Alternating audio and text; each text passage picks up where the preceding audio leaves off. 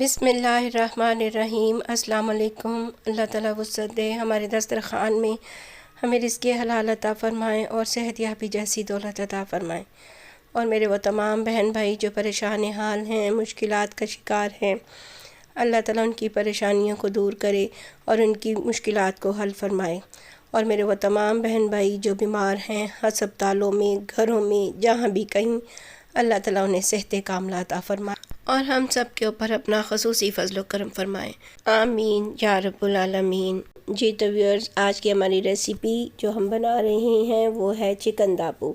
इसके लिए हमने ले लिया 1800 ग्राम चिकन को हमने नमक और सिरका वाले पानी से अच्छी तरह से वॉश कर लिया है। और इसको वॉश करने के बाद अब हम इसे मैरिनेशन के लिए तैयार करते हैं। इसके अंदर 1 टेबल स्पून मैंने सॉल्ट का इसमें डाला है, नमक, और इसके अंदर मैंने 1.5 टेबल स्पून कुटा हुआ खुश्क धनिया वो इसके अंदर शामिल किया है। और आप इसे थोड़ा सा फ्राई कर लीजिए पहले, फिर इसे इस्तेमाल करें। उसके बाद हमने हल्दी 1 टीस्पून इसमें डाला है और दड़ा मिर्ची फ्लेक्स हमने 1 टीस्पून, वो भी इसका 1 चम्मच ही हमने छोटा चम्मच इसमें शामिल किया है। इसके बाद यहाँ पे पिसी हुई काली मिर्च जो है वो 1/2 टीस्पून इसमें हम शामिल कर रहे हैं। और ये 1 टेबल स्पून सब्ज़ मिर्चें जो हमने पीस के वो भी इसके अंदर शामिल की हैं। 1/2 टेबल स्पून यहाँ पे ज़ीरा पाउडर का इस्तेमाल किया है और इसके साथ बहुत अच्छा मज़े का टेस्ट आता है। 1/2 टेबल स्पून हमने इसके अंदर गरम मसाला शामिल करना है। और इसके बाद यहाँ पे हमने अदरक और लहसुन का जो पाउडर है वो हाफ टेबल स्पून हमने इसमें शामिल किया है। आप चाहें तो आप इसकी जगह पे अदरक लहसुन का पेस्ट भी इस्तेमाल कर सकते हैं।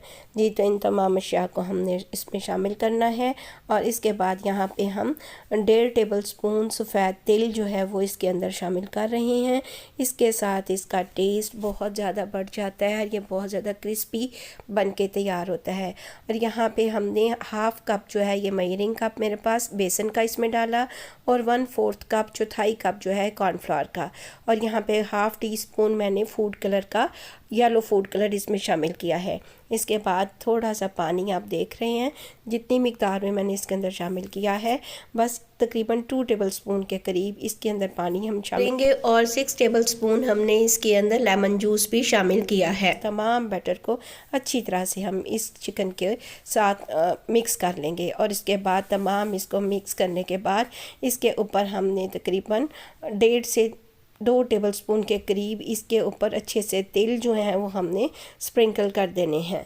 और यहाँ पे इसके बाद अब हमने इसको हिलाना नहीं, 2 घंटे के लिए आप मैरिनेट होने के लिए रख दें।